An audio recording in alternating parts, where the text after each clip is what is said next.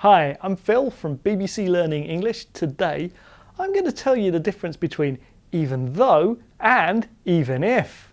Now, we use them both for emphasis, but they don't mean the same. We use even though to introduce something that's true, but might be a little bit unexpected. It's a bit like despite. Even though I hate driving, I'm still going to Scotland by car. Even though I hate tennis, I'm still going to watch the final. We use even if to introduce something hypothetical, so it might not be real.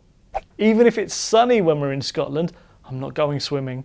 Even if you paid me, I wouldn't watch that film. So, even though is for things that are true but unexpected, and even if is for things that are hypothetical, so they might not be real. Even though they look the same, they are different, even if you didn't notice at first.